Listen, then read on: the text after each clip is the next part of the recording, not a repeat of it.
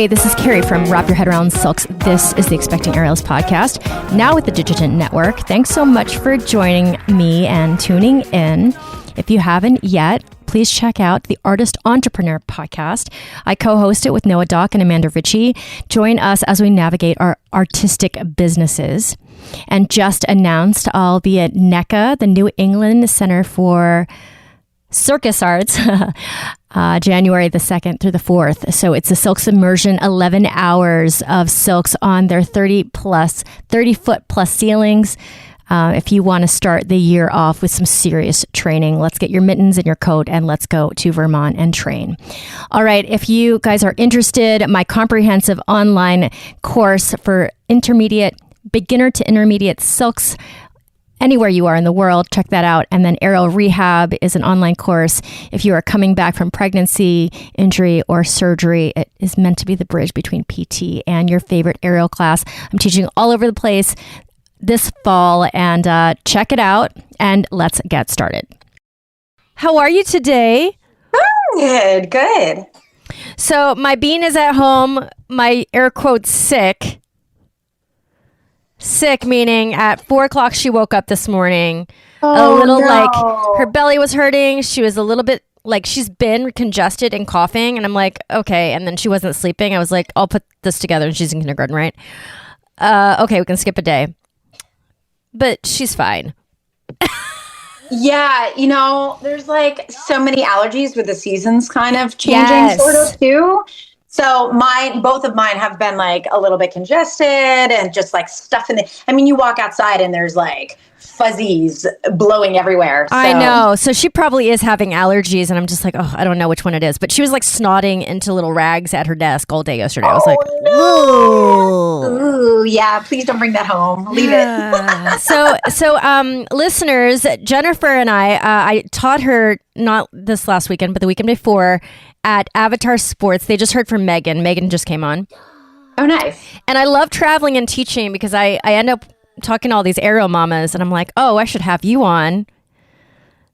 I should definitely have you on. So Jennifer's from that weekend. If you'll introduce yourself to the audience, a little bit about you, your family, what you do, and then your aerial practice. And then I'll jump in. Sure. My name is Jennifer Layton, and I'm from Newbury Park, which is near Thousand Oaks, California. But I originally grew up on the East Coast in New Jersey and New York. And I have two kiddos, two little humans. One is going to be, I'm crying, 12 tomorrow. Oh.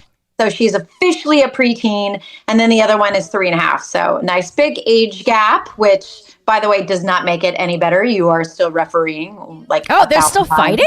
Oh, yeah. Oh, yeah. Oh, yeah. You didn't think they would. We're like, okay, let's have an age gap. And then we'll like bypass that whole referee stage. And nope. She still tortures her brother and he still wants to follow her around. So yeah, that's still there. And then aerial wise, I started, maybe 9 or 10 years ago at the Aerial Studio in Ventura. Mm-hmm. I came from the dance world, but quickly moved on to being part of the adult performance troupe. And then I got certified in teaching. Then I took a little bit of a hiatus with both kids and kind of came back to it about 2 years ago. And yeah, I don't really teach anymore. And I just perform maybe once a year occasionally. I just, I don't, with 2 around, it's really, really hard. And then having a full-time tech career as well. So it's a lot to juggle, but I pretty much still do it recreationally when I can. And yeah, that's it. One day I would love to be able to teach again and perform a little bit more, but maybe when the little one is a little bit older. Jennifer, do you mind if I ask how old you are right now? Ooh, ouch. I know. Sorry. Let's put it into the 40s. Oh, let's put it into the 40s. Okay, that's fine. I ask everybody because, it's other women listening. They're like, well, where's she at in her life? But I can say this. So my firstborn, pregnancy thing, just in a nutshell, first baby that's now going to be 12 was a miracle baby. It was really, really, really hard for us to have kids. And then second, actually, I call him my high-tech baby. So he was an IVF little guy. Oh. And just even more amazing. I look at him and I'm like, wow. this boy was conceived in a petri dish. I love it. So yes, it is possible. If you're an aerialist or a mama or an older mama who had issues like me or started a little bit later, it is all very, very possible to have kiddos nowadays. Okay, let's go back into that because I think this is good for the listeners. So, characterize your difficulty with your first when it came to getting pregnant. Like, what was your story? Sure. So I actually started to try to get pregnant in my early to mid 30s, and not to get in, it's pretty sad, but I'll just try to summarize in a short story. My first that I got pregnant very easily when we made that decision to go for it, and unfortunately, we lost him at 21 weeks. Oh wow! Which was really, really painful, very, very traumatic. And there was really nothing they could do. And so that loss really started our pregnancy journey, which was a scary time. I had 2 more 12-week losses after that, which were not as a big deal as the 21 weeks. And then we started to think about doing IVF very early on because I was tired of having miscarriages. And as we were planning an IVF journey, I ended up getting pregnant with my older daughter, who's now my older daughter, and she, which is why we call her Miracle Baby. After I had her, I ended up getting pregnant when she was about 2. I ended up getting pregnant again, and I miscarried at 12 weeks once again. And then this kind of went a little nutty. I miscarried, then we went on vacation to Indonesia. I got home and I felt like I was in labor.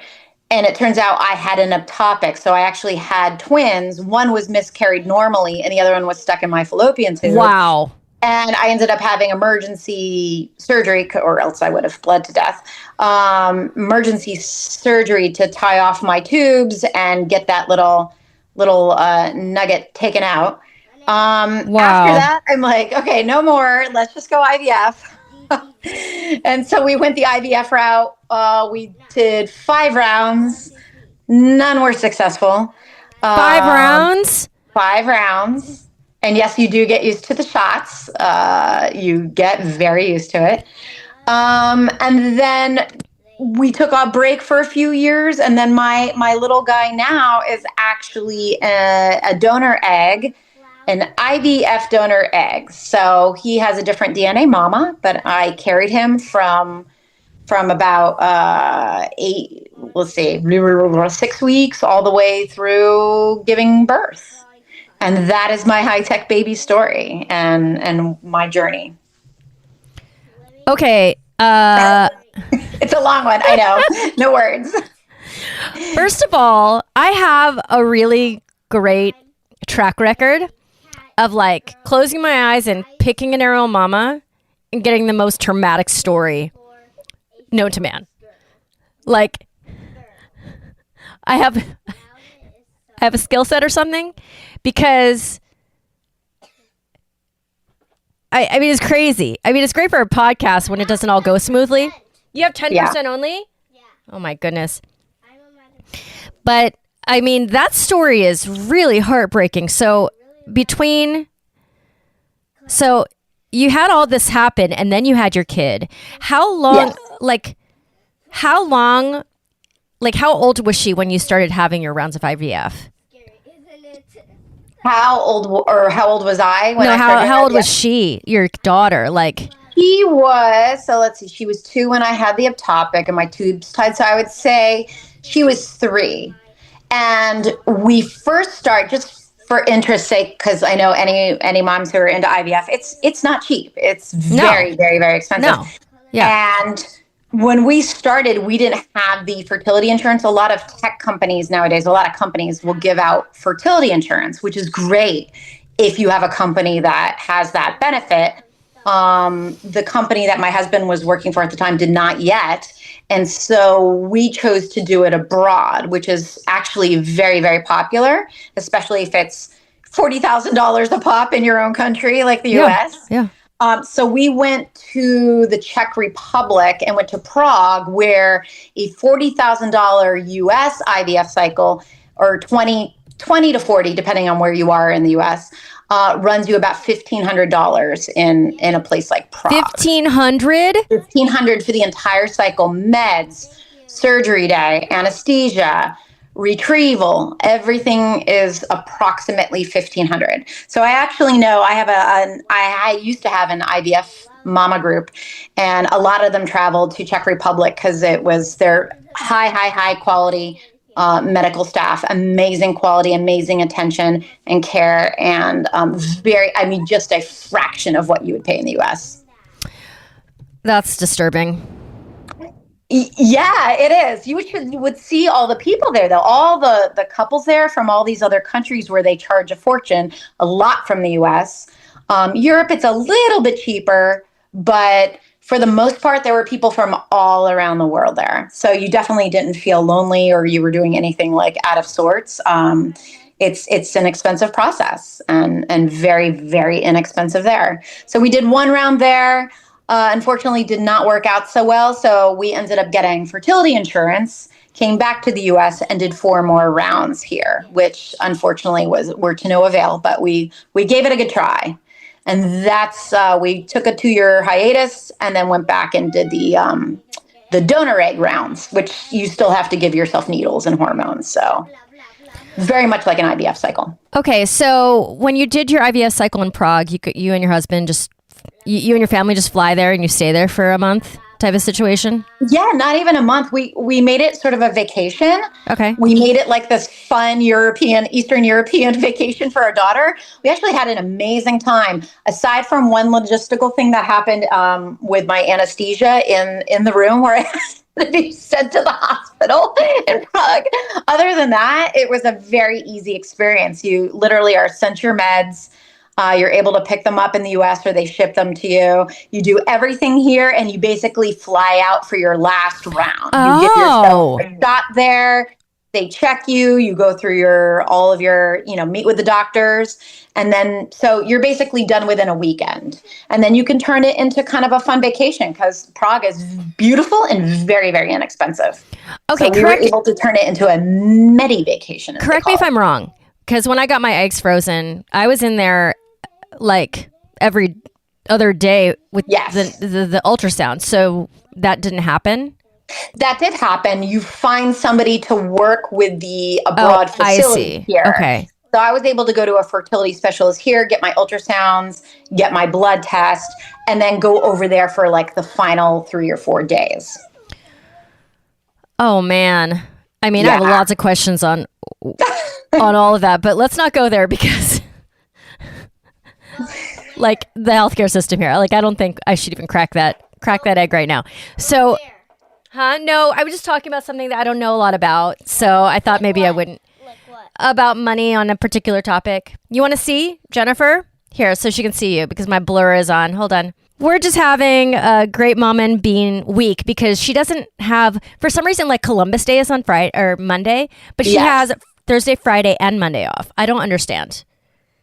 Oh, that's interesting. Yeah. So this week, they classify it as like teacher prep day or something. Something like that. And then I start a new job on Tuesday. So I was like, okay, fine. You can just spend the quote unquote sick day but next week you're going to go even if you're snotting out all of your orifices. Oh my gosh. Yes. Yeah. So sorry school, but not sorry school. Yeah. Okay. Wow. So you did 5 rounds of IVF, unsuccessful. Yes. I mean, what was that feeling like? A little frustrating. The first one, like, not to go into too much detail, but the first round that I ever did, we got something called a mosaic embryo. And by the way, like, once you get to doing IVF, you can just take them and just throw them in you and implant them. But we were past that point where like, no, please genetically test them. Yes, of course. You send them out and they call it PGD. And you get them tested. And we had one kind of good one. And they're like, yeah, we're not legally in California allowed to put that one in you because it's considered a mosaic. So something could happen. And then after that, I just wasn't getting any good ones. So, and a lot of that had to do with like, by that time I was already late 30s. So, and on the average, by the time you get to 37, 38, you have on the average 1 to 2 good eggs left during the year. And the rest are kind of not so good anymore. So anybody, and believe me, I've actually had quite a few friends who got pregnant at 39, 40, and I've had healthy pregnancies, never needed to do IVF. But they were able to bank in on that like one good genetically good egg. So they were all pretty lucky with that. I just never had that kind of luck. And so, yeah, it was a little frustrating, but I was getting used to the routine. The needles are not so bad. Like you ice yourself up. You just do the process every night. It's about like 4 to 6 weeks. You're used to going to the doctor's appointments. And then like by the 5th round, I'm like, okay, I'm not getting anything. We're done. And the doctor's like, you can basically just like keep going if you feel like it or move on to a donor egg. And at that time, I'm like, I don't know if I can do that yet. Like, I don't know if I'm okay using somebody else's egg to do that. Which is why I took a 2-year hiatus to really kind of process that and think about it. And what I did to help myself process was talk to other mamas who had both one genetic child and one non-genetic child or surrogate or donor egg, and just kind of interview them and talk to them about how they felt. What I didn't want was, oh, I feel closer to my genetic child than I do my non-genetic. And I'm glad I did that, because once I went through all that kind of interview prep with people, as well as interviewing mamas who had an age gap with their children, I decided to go forward with it and do the donor egg. And it was the best decision I ever made. 2 is definitely harder, 2 kids. But yeah, I kind of wish I had been braver and just done it sooner, because there is no difference in the amount of love. The love is exactly the same. And then, did you also have your child sticking their pinky in your ear at many points? I do at night. Yeah, I still rock my son, and he still does. He grabs onto my earlobe. He likes to grab Get it out of there. By the way, Jennifer has a bean like in her face on the Zoom, and Jennifer is not necessarily noticing your distractingness. Go away. It's all love. Go. It's all love. Let me finish this so that we can go and not be in Papa's closet. So, listeners, I moved into this house a while ago, but the fact is that my office is a big room, actually, which is going to be great later on in my life. But right now, all the sound just bounces all over everything. So I can't record in there, because until I like... You know, that foam or that like felt that you have to put on walls? Yes. Yeah. And that stuff is expensive. It's not cheap. So I'm not even close to being able to buy it. And therefore I'm in a closet sitting on 2 yoga blocks on like boxes. It's great. Your sound actually sounds really, really good. It does, right? I do a lot of audio and video editing for my tech job. And your sound is actually excellent. It's a closet. The closets are always so good. Place. During COVID, like that was the place to record. Bean, you need to stop, because I normally do all my recording when you're not here anymore, but today, right?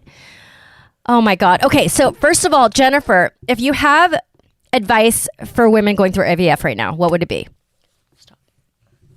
My advice would be to breathe it out. Slow down your pace in life if you can, if you have that ability to slow it down. Do some acupuncture, because it will help relax you immensely. If you can do Chinese herbs or other natural supplements, do that. But just know, like, don't be attached to any outcome. I think knowing like, okay, I can do this process, and I am a strong, empowered woman going through this IVF process, which does take a toll mentally and physically. Like, knowing that is so powerful and gives you so much strength. And just knowing like, okay, if it works, amazing. This is such a gift. And if it doesn't, and if it leads you down the road to either adoption or surrogate or donor egg, that's a path too. And they all bring you to the same place, which is having an amazing miracle child. Do you know what I feel like is the most obnoxious thing? Men and how little pain they have to go through physically. Oh my gosh. Yeah. Oh yeah. Like every time I think about my friends going through this and like their husband is just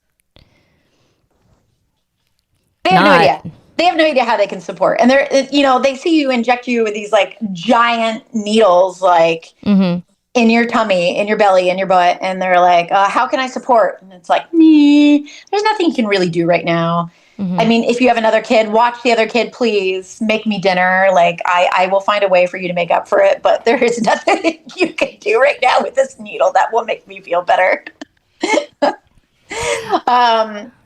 Them just being by your side and like, I think acknowledging like, wow, you're doing this. And if you need to ask for that kind of acknowledgement and that support, if that's what you need, I think you shouldn't be afraid to ask for that.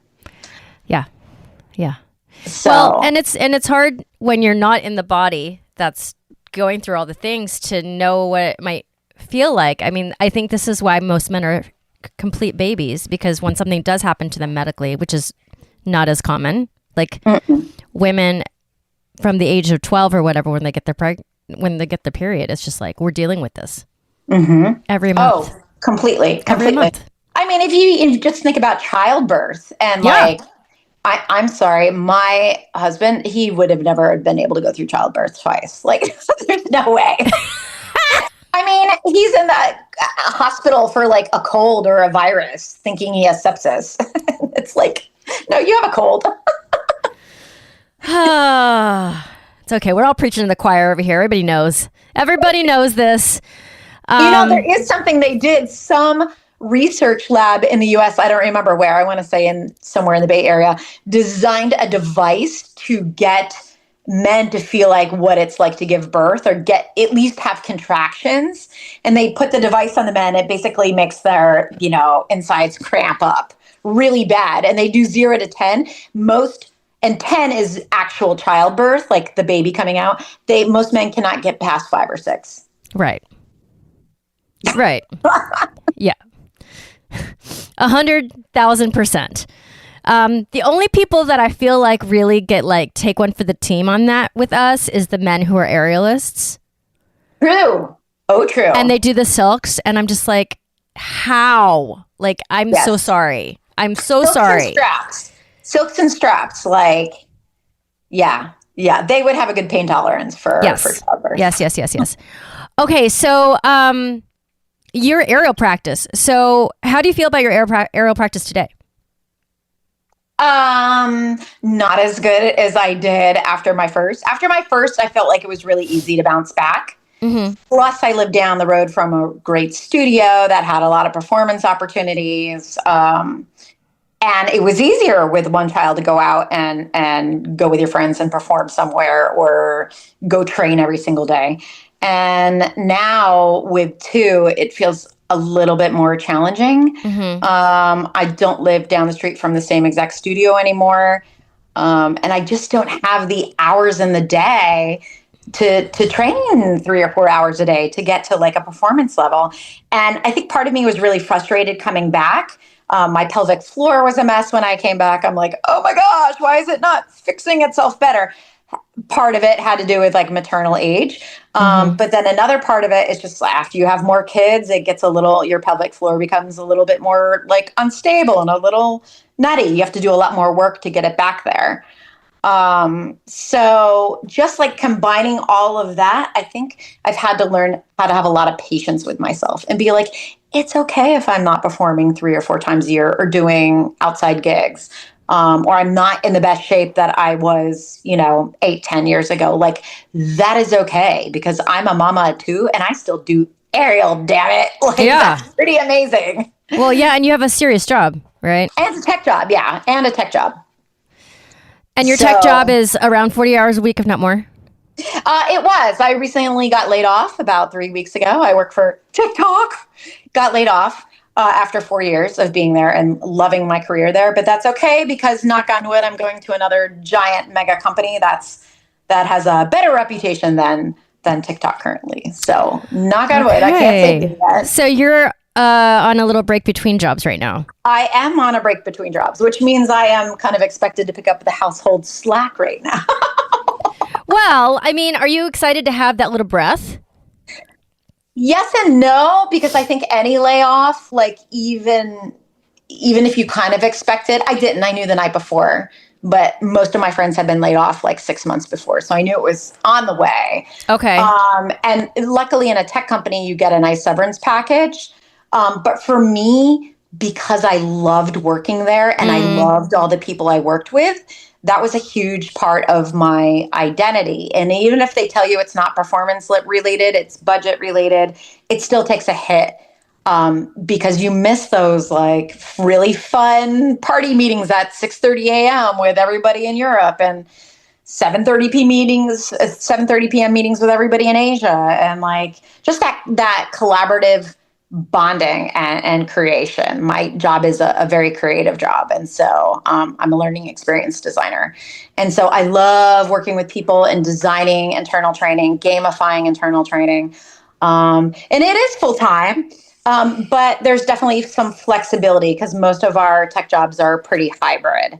So there is flexibility in the day. If I have very early morning and very late nights, with some work in between, I still have time to pick up the kids, make dinner, go shopping, grocery shopping, and so forth. So, and it's remote. An aerial class. It's remote, or it was hybrid. It's hybrid. It's hybrid. Yeah.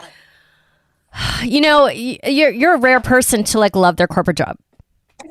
I am, but I feel like it was rare to be in such a great department and with great people because I had corporate things before that and they were not fun and the managers were not fun and they were miserable. So this I lucked out. I just happened to be an amazing department where like literally everybody I could consider family. I could call up at any time and be like, woe is me, blah, blah, blah. And they were all creative. Like they all had, I think a big thing is that most of these people I worked with had creative lives and artistic lives on the outside of working for TikTok corporate. Like they were musicians and improvisers and dancers and singers. So they all had artistic lives, which made them just really well-rounded, very, very intelligent, very, very nice people. I mean, it's kind of a dream of mine to like take everything that I have and still be able to get a corporate job later on in life. You know, maybe that'll happen. Totally. I have switched careers like so many times. I feel have like you? I'm like totally like a Renaissance girl. How do I look back and she's got my phone because I put my phone over here earlier. And they know your passcode. Yeah, of course. They know your passcode. You took mommy's phone. But my iPad was almost dead. Her iPad was almost dead. What did she expect her to do? I mean, what else would she have done? Yes, Bean, go ahead. Okay, so. Oh, yeah, Bean. Okay, so what would be your advice to women who are trying to balance it all? Job, family, 2 kids, aerial practice. What's the key to success? It's all time management. So a lot of my aerial practice, oftentimes, and this sounds like ridiculous, but I would go during like my lunchtime. I found a studio that was 20 minutes away from where my office was. So I'd go hit a class during my lunchtime there, or find one that was close by. I will go a few nights a week when I can. And then, allow my spouse to go. He'll go to his soccer league a couple nights a week. But it's a lot to balance. But I think the more that you can time manage, and I know this is not with every job. I'm very lucky because I had flexibility. And most of my team was not in LA. They were in like London and New York and Austin and everywhere else. So that I did have that flexibility. Not everybody can just take their lunchtime and go do that. But I am always with the thought where there's a will, there's a way. And if you want to be there and you want to make it happen, you can. There are nights where I do aerial where my husband's at, his soccer league, and I'll just take the kids. I probably regret it if I'm like hanging upside down in some precarious position on like Lyra, because they're like, Mom, and you're like doing like a reverse meat hook or something. But like, I will still do that and make it happen. I'm like, nope, they're part of my life. They can figure it out. If women 200 years ago were bringing them out into the farm fields and getting stuff done, I can bring them to an hour aerial workshop, And is Avatar Sports your home studio now? I go to Avatar a few days a week. I also study with Terry Beeman a couple days a week. I like doing his aerial wall. Oh, you classes. go down to downtown for this? I do, yes. That's where my office was. And I absolutely love Terry's classes. So I will do wall. I will do hammock. Hammock is my forte. Everything hammock with him. And then I'll do Avatar a few times a week because it's pretty close to my home. Terry Beeman, listeners, if you don't know who that is, he's an older aerialist dancer, but brilliant. Mm-hmm. Brilliant. Mm-hmm. I will be in that category in 10 years where he's at. Hopefully, hopefully more of the brilliant as well. But he's somebody that we all look up to, 100%. And he's like got a full teaching schedule now in downtown LA. Which is he does, cool. Yeah, over at W. Allen Dance Academy. Mm-hmm. Yep. Silk hammock 3 times a week, and then aerial wall, which is harness. Yes, and that's like a aerial dance class, which is great for you guys to have access to that. All of my friends, I'll see them dropping into that class, and they'll post stuff. So much fun, and he's amazing. And I started learning with him way back when we were in Ventura at the aerial studio, and just fell in love and just love performing when I can. If he's directing a show, he's just an amazing choreographer. He's amazing. And he also specializes in burlesque dance, which that was always a fun class too. I'd love for him to teach that one day somewhere. Oh, so good. Okay. Question.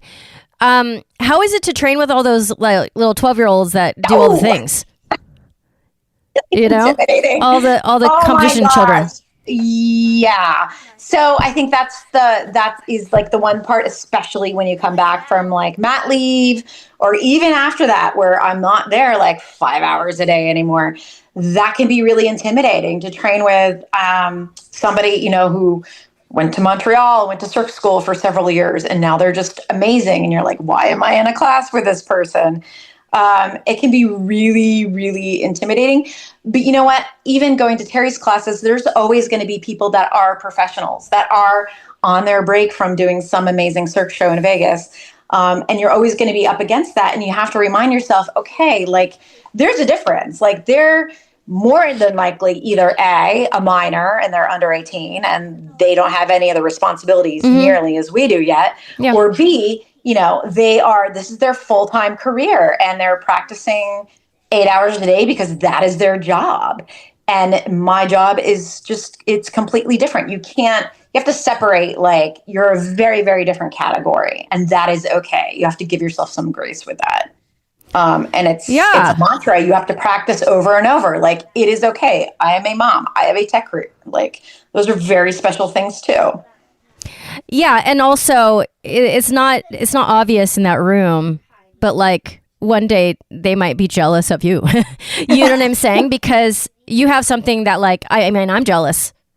I've been trying to like create a second career and it's working, but it's definitely like, oh man, there are days where like, did I make a good decision? Not sure. I question all the time. And then also this happens to me where teachers who I don't put in the category of professional teacher, like they have a class here or there, but that's not their job. That's not how they make money. Right. And they'll compare themselves to me sometimes. I'm like, it's not the same category. It's not really about skill set. But if you pour all your time into being a professional teacher, you're doing Instagram like a crazy person. You're creating YouTube videos. You're trying to put a footprint everywhere and trying to get eyeballs and do choreography that gets eyeballs. Like, yeah, I'll probably be able to, build my classes faster because I have a huge footprint on the internet because that's what I spend my time doing. You're at a job making money. This is very different. It has nothing to do with your, nothing else. It's so different. See, the thing is that the teachers are trying to up their numbers on classes. I mean, marketing yourself is a job in itself. It is. I mean, that is a full-time job. And it goes for anybody who sits in the entertainment industry in general. Like, you have to market yourself. That is the business part of your job, where you are selling yourself, selling your classes, selling your act for local venues or what have you. Like that is the job, is the marketing part. It's not the actual practice itself or the act itself. It literally is marketing yourself. And if you don't treat it like a job or like a business, then it is not going to fly. Yeah, because it's too fatiguing. Like you have to treat it as like you have to show up on Monday, whether you like it or not. Because I mean, what's really helped me in the last year is having Noah and Amanda to basically whine to every week, because we're in it together, even though we're not in it actually together. We have our own businesses, but it's easier when you're like, oh, I'm not fully alone, because the other part of being an entrepreneur is you are alone. Like there's no team. Completely. And so I feel like if you're sort of what you would say like a solo entrepreneur, it's really helpful to find a support group of other people that are pursuing the same thing and the same business, so you can bounce ideas off of each other, say, okay, this is what's working, this doesn't work, this gets eyeballs, this doesn't. It's really good to have that support network if you don't have your own business with a number of people that are in it. So absolutely vital. You have to have that support. I don't think anything can be done completely alone and solo. Yeah. Okay, Bean. You want her and everybody to know that your birthday is October the 18th, and you're going to be how old? Come talk to her, because we can wrap up. Here, come How old are you going to be? Come here. Hold on. Okay, no, you got to say it in the microphone correctly. Okay. I love it when you squeeze her cheeks. Okay. 6 years old. You're going to be 6? Hold my gosh. Happy upcoming birthday. Happy upcoming birthday. 6 is a huge year. Oh my goodness. She's got makeup all over. She has her little eyeshadow all over her face. I love it. Oh my God. It's always fun to play with makeup. Jennifer. 6 is a big year. Oh my God. It's a big year. I know. She's like, we have full conversations all day. Well, when she's not at school. Sick. My daughter was just 6 yesterday, and tomorrow she's going to be 12. So it's my God. Whoa, where did that time go? I know. People have to keep on telling me, hold on to the time where she actually wants to hang out with me. Hold on. You do. It's like the days are long, but the years are short when you look at them. Yeah. That's how it feels. It really does. Jennifer, this was a treat. Thank you. Yeah. Well, thank you. I am so honored. I've been like a fan for so long. Aww. So it is such an honor to be long-time fan, first time. Well, I mean, for me, I just get excited that like women want to talk about this stuff, and I want more of you guys. I mean, what actually happens is I go meet people, and I'm like, oh, why aren't you on my podcast? Because you're perfect. You're the person. You're the person. I love it. Well, I feel like everybody has a story, and everybody has like pretty much, yeah. As long as they're okay, like talking about it and like they've processed it on their own, why not share and help others by telling your story? Women have to go through too much, and I have proof of that, because every story, there's very rarely a story that's like, it was so smooth. Oh, yeah. I don't know anybody's story. Yeah, super smooth, yeah. All right. Thank you for your time. So much. All right. I'll be back, by the way, Avatar Sports. I'm coming back for when they do the competition at the end of January. Yeah, sweet. I'll be back for that. Sweet. You can't come, Bean, because mommy can't afford 2 tickets. Because you're no longer 2 and under.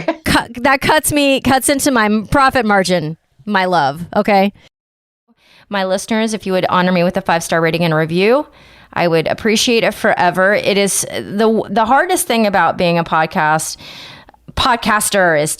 is to get your podcast out to the people who want to listen. So the best way to do that is to have a good star rating and just ride that algorithm. So I really appreciate if you guys would just open the Apple app and leave me a review. It makes such a difference. I appreciate you.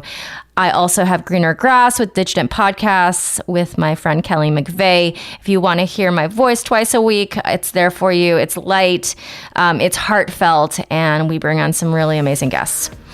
All right, my friends, over and out. This is Carrie from Wrap Your Head Around Silks. This is The Expecting Aerialist.